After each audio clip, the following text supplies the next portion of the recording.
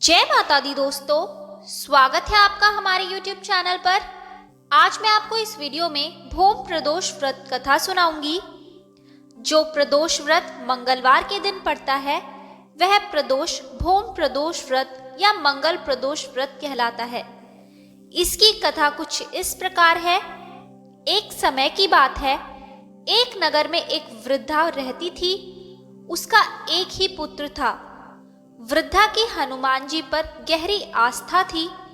वह प्रत्येक मंगलवार को नियम पूर्वक व्रत रखकर हनुमान जी की आराधना करती थी। एक बार हनुमान जी ने अपनी भक्तिनी उस वृद्ध महिला की श्रद्धा का परीक्षण करने का विचार किया। हनुमान जी साधु का वेश धारण कर वृद्धा के घर गए और पुकारने लगे, है कोई हनुमान भक्त जो हमारी इच्छा पूर्ण करे? आवाज उस वृद्धा के कान में पड़ी। पुकार सुन वृद्धा जल्दी से बाहर आई और साधु को प्रणाम कर बोली, आज्ञा महाराज। हनुमान वेशधारी साधु बोले, मैं भूखा हूँ, भोजन करूंगा, तुम थोड़ी जमीन लीप दो। वृद्धा दुविधा में पड़ गई। अंततः हाथ जोड़कर बोली, महाराज, लीपने और मिट्टी खोदने के अतिरिक्त आप कोई दूसरी आज्ञा दे, मैं अवश्य पूर्ण करूंगी। साधु ने 3 बार प्रतिज्ञा कराने के पश्चात कहा, तू अपने बेटे को बुला, मैं उसकी पीठ पर आग जलाकर भोजन बनाऊंगा।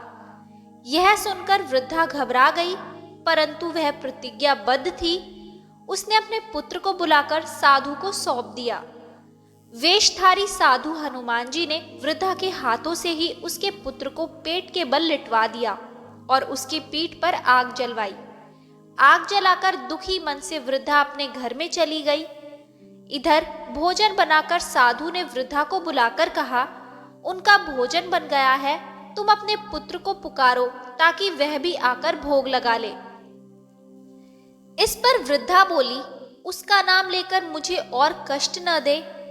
लेकिन जब साधु महाराज नहीं माने तो वृद्धा ने अपने पुत्र को आवाज लगाई। वह अपनी माँ के पास आ गया। अपने पुत्र को जीवित देख वृद्धा को बहुत आश्चर्य हुआ और वह साधु के चरणों में गिर पड़ी। तब हनुमान जी अपने वास्तविक रूप में प्रकट हुए और वृद्धा को भक्ति का आशीर्वाद दिया।